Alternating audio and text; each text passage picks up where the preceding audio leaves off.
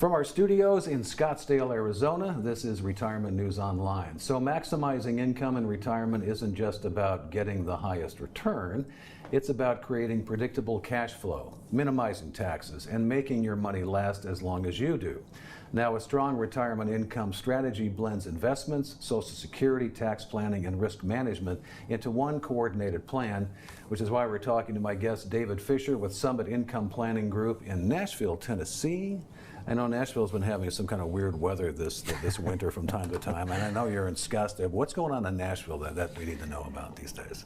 It's good right now, but we had a huge freeze, and if you see all the classic trees freezing over, it sounds like gunshots actually when they pop and explode, but it's all good now, and everyone was getting sick because it was 32 degrees, and now it's 80 degrees over there now, so we're happy to have some warm weather again. Well, it's good to have you here in studio. You know, at the time of this interview here in March, you know, we're seeing a lot of weirdness in the world. You know, we've got conflicts, Iran, you know, Venezuela, we're talking about Cuba, we've got tariffs and all these things that are creating chaos.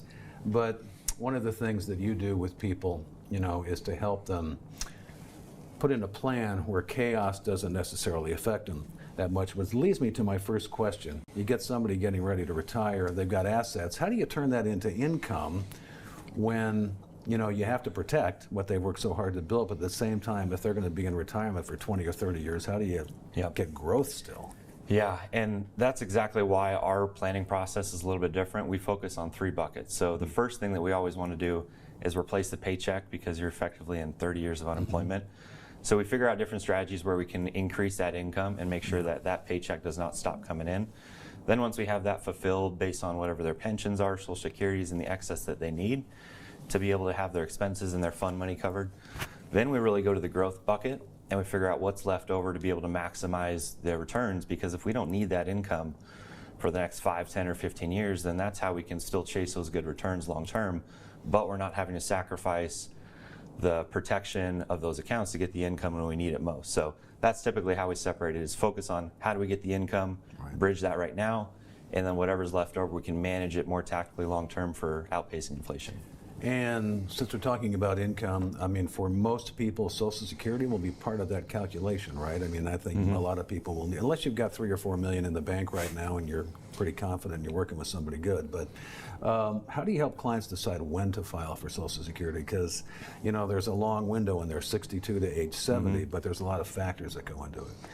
Yeah, one of my favorite analyses to run is just a Social Security maximization, where we're looking at, with all the assets they have, like you said, if you have 3, 4 million, this isn't something you have to worry about.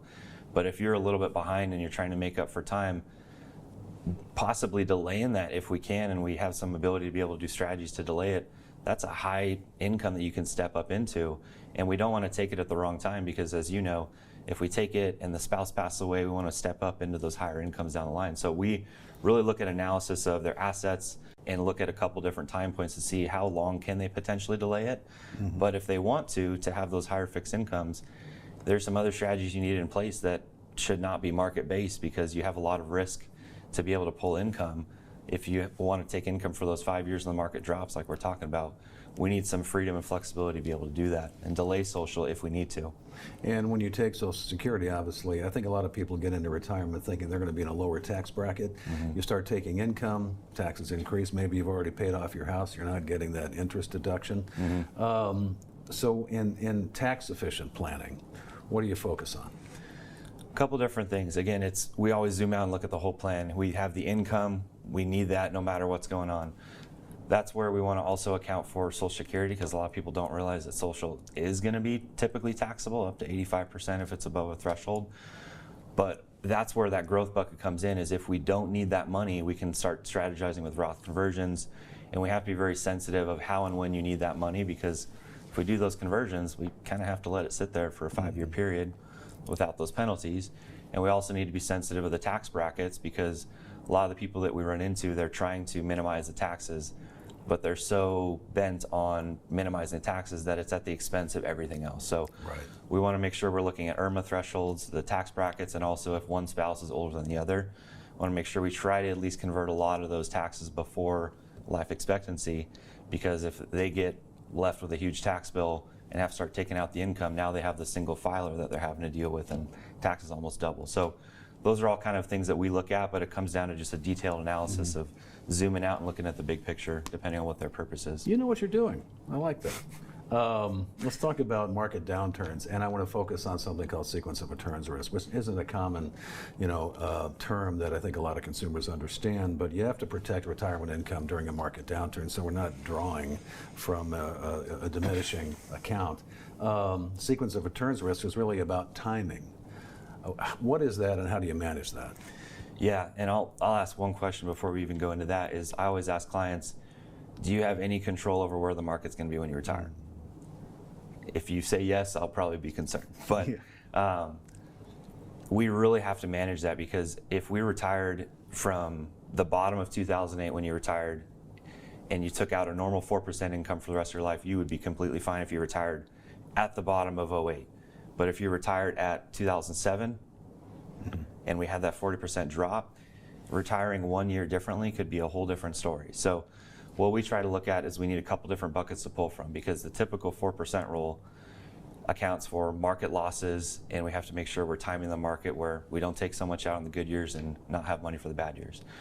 So what we try to do is we just have buckets in place where we want to make sure we're protected when the market's down, and we can draw from those, where we're not going to be subject to having those losses in the beginning of retirement. Because if you have losses those first couple years of retirement, you could run out of money 15 years sooner compared to just having the market be up those first couple of years. So we look at a bunch of different strategies to see how we have protection for those first couple of years, because we don't want to be at the mercy of the market and run out of money just purely because of when we retired. That's all sound advice. Like I said, you know what you're doing, and I can tell that you care about your clients too. You're a young guy too, which is really cool. He's going to be around for a while. Yep. You know, if you work with him, he's going to be on you all the time and for a long period. Well, thank you for talking with us today. That's David Fisher in Nashville, Tennessee. This is Retirement News Online. If you'd like to learn more, go to retirementnewsonline.com. Thanks for watching.